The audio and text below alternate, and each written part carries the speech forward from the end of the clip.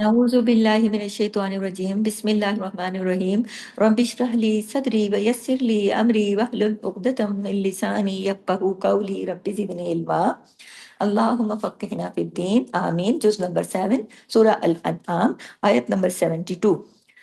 جیسا کہ آپ نے پچھلی کلاس میں سنا کہ ہمیں پچھلی آیت تک جو کچھ میں نے آپ کو پڑھایا کہ ہمیں یہ حکم ملا ہے، پچھلی آیت جو 71 ہے، کہ اللہ پر بھروسہ رکھیں، اللہ کی اطاعت کریں. اسی طرح آیت نمبر 72 میں، اگلی آیت میں وَأَنْ أَقِيمُوا الصَّلَاةَ، اور نماز قائم کرو. اگر کوئی بھی دین کا نام لینے والا آپ کو نماز کی طرف اگر نہیں بلاتا اور نماز کی پابندی نہیں کراتا، صرف دل اللہ کی محبت کی باتیں کرتا ہے، تو ایسی محبت ہمیں نہیں سکھائی گئی نا. ہمیں تو جو اللہ کی محبت سے دور کر دے. وَأَنْ أَقِيمُوا الصَّلَاةَ وَاتَّقُوهُ، نماز قائم کرو اور اس سے ڈرتے رہو. یعنی اللہ یہاں پہ واضح حکم ہے نماز قائم کرنے کا. اور قائم کا مطلب میں آپ کو اکثر بتاتی ہوں کہ یہ نہیں کہ قائم کا مطلب یہ ہے کہ ساری نمازیں مسلسل تسلسل کے ساتھ پڑھنا. یہ نہیں کہ ایک آج پڑھ لی، ایک جمعے کو پڑھ لی تو پھر وہ نمازیں ہیں. نہیں، نماز قائم کا مطلب ہوتا ہے ساری نمازیں پڑھنا. وان اقیم الصلاۃ، اور یہ کہ قائم کرو نماز، واتقو، اور ڈرو اس سے، اور ڈرو اس سے. وہ الذی، اور وہ وہی ہے، الیہ تحشرون، تو شرون جس کی طرف تم اکٹھے کیے جاؤ گے.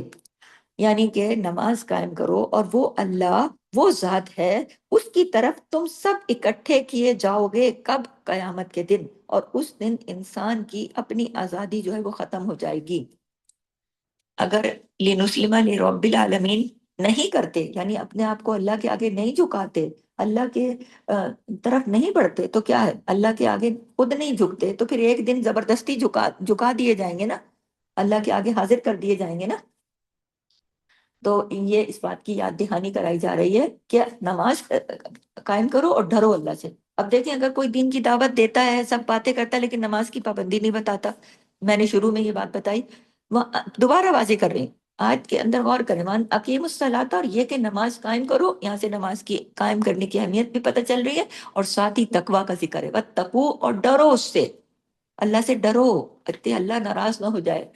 وَهُوَ الَّذِي إِلَيْهِ تُحْشَرُونَ، کہ تم تو اکٹھے کیے جاؤ گے نا. ابھی تو تم اللہ کی طرف نہیں بڑھ رہے ہو، اللہ کی بات نہیں مان رہے ہو، یا لیکن یاد رکھو، اپنے اندر ڈر پیدا کرو. یہ تنبیہ ہو رہی ہے کہ نماز کی پابندی کرو، اللہ کا تقوی اختیار کرو، تم سب اکٹھے کیے جاؤ گے. اور جب کوئی نہیں بھی جانا چاہے گا تو بھی پکڑ کے لے جایا جائے گا اکٹھا کر کے. آیت نمبر 73 پہ چلتی ہوں. وَهُوَ الَّذِي، اور وہی ہے، الَّذِي جس نے، خلق السماواتی پیدا کیا آسمانوں کو، والارض بالحق، اور زمین کو ساتھ حق کے. اور وہ اللہ، وہ ذات ہے جس نے پیدا کیا آسمانوں اور زمین کو حق کے ساتھ، یعنی مقصد کے ساتھ پیدا کیا. وَيَوْمَ يَقُولُ، وَيَوْمَ يَقُولُ، اور وہ دن، وہ جس دن وہ کہے گا، کن فیکون، ہو جا تو وہ ہو جائے گا.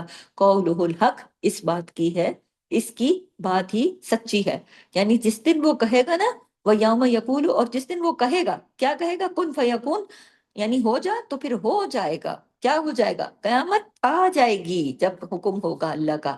قولہ الحق، اس کی بات سچ ہے کہ قیامت واقع ہو کے رہے گی. وَلَهُ الْمُلْکِ، وَلَهُ الْمُلْکِ، اور اسی کے لیے ہے بادشاہت، اسی کی بادشاہت ہے.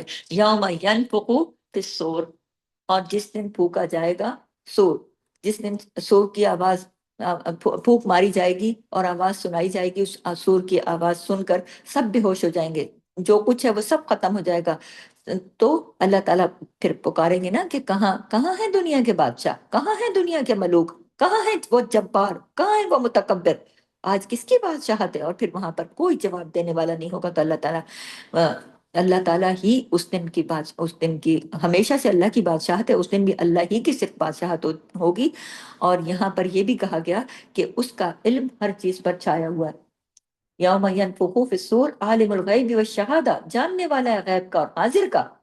وَهُوَ الحکیم الخبیر، اور وہ بہت حکمت والا، خوب خبر رکھنے والا ہے. تو یہاں علم کے بھی علم، اس کا علم سب چیزوں پر چھایا ہوا، وہ علم والا ہے، تو ہمیں کیا کرنا چاہیے؟ اس سے ڈرنا چاہیے، اور ہمیں بھی کیا کرنا چاہیے؟ علم حاصل کرنا چاہیے۔ تو بات یہ ہو رہی ہے جو ہم نے پچھلی کلاس میں بھی پڑھا، کہ دنیا کے جو کھیل تماشے ہیں ان میں خود کو اتنا گم نہیں کر دینا چاہیے، اور یہ کہ جو لوگ ایسا کریں گے اور اللہ کا تقوی اختیار نہیں کریں گے اور اس میں گر جائیں گے، تو وہ بھی اکٹھے تو وہ بھی کیے جائیں گے نا، بچ تو وہ بھی نہیں سکیں گے۔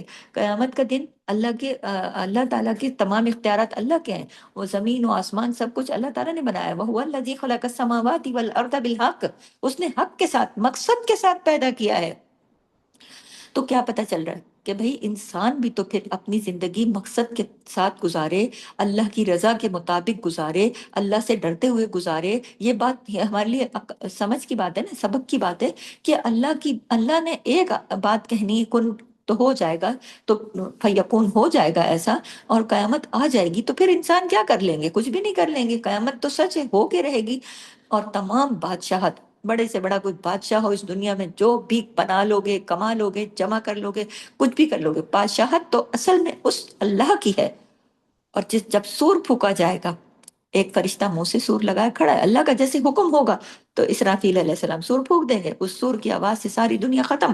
تو پھر صرف بادشاہت کس کی رہ جائے گی؟ جس کی ازل سے ہے اسی کی بادشاہت ابد تک رہے گی، نہ کوئی جبار رہے گا، نہ کوئی جبر کرنے والا، نہ کوئی تکبر کرنے والا، نہ کوئی ظلم کرنے والا، نہ کوئی کتنا بڑا بادشاہ ہو، کتنا بڑا چیزوں کا مالک ہو، سب ختم ہو جائے گا، کوئی بھی نہیں بچے گا، اور پھر اللہ کے پاس سب کو جواب دینا ہے، کیونکہ اس کو ہر چیز کا علم ہے۔ جو کچھ ہم کر رہے ہیں اس دنیا میں وہ سب جانتا ہے، جو ہم کرنے والے ہیں وہ بھی جانتا ہے، وہ حاضر بھی اور غائب بھی، سارے علم، سب علم اس کا ہے۔ تو پھر ہمیں اللہ تعالیٰ کہ اس آیت سے سیکھنا چاہیے کہ ہمیں بھی علم بھی حاصل کرنا ہے، اللہ سے ڈرنا بھی ہے، دین کا علم بھی سیکھنا ہے، اور دنیا کی زندگی کے کھیل تماشوں کے جو دنیا ہے اس کی زندگی کھیل تماشوں کے سوا کچھ نہیں ہے، تو اس میں پڑھ کے اللہ سے غافل نہیں ہونا ہے، اور اپنے آپ کو چاہے کوئی کتنا بڑا بن جائے پیسے سے، چیزوں سے، تو وہ بڑا ثابت نہیں ہو سکتا، وہ نہیں ہو سکتا۔ یہ اس بات کا خیال دل میں رکھنا چاہیے کہ کوئی کسی پر سبقت لے جائے نا، انسان پر، لیکن یہ سب چیزیں ختم ہونے والی ہیں، وہ دن آئے گا جب اللہ تعالیٰ ہی کی بادشاہت ہوگی۔ تو ہمیں اس چیز سے سیکھنا چاہیے، اور یہ آیات جو ہم نے پچھلی کلاس میں کی ہیں، آیت نمبر 66 سے لے کر ہم نے آج 73 تک ان دو کلاسز میں اپنی آیات کمپلیٹ کی ہیں، تو اس کو آپ غور سے سنیے، اور اس کے اندر جو سبق ہے کہ ہمیں کیا کرنا چاہیے، ایک مومن کو اپنی زندگی کیسے گزارنی چاہیے، اس کے مطابق اللہ تعالیٰ ہمیں توفیق دے، اور صحیح رستہ ہمیں دکھا دے، اور ہمیں صحیح رستے پر چلنے کی توفیق عطا فرما دے۔ انشاءاللہ نیکسٹ کلاس میں اگلا مضمون ہم شروع کریں گے آیت نمبر 74 سے۔ یہاں سے اجازت دیجیے، سبحانک اللہم و بحمدک، نشہد ان لا الہ الا انت، نستغفرک و نتوب الیک۔ السلام علیکم ورحمۃ اللہ وبرکاتہ، جزاک اللہ خیر۔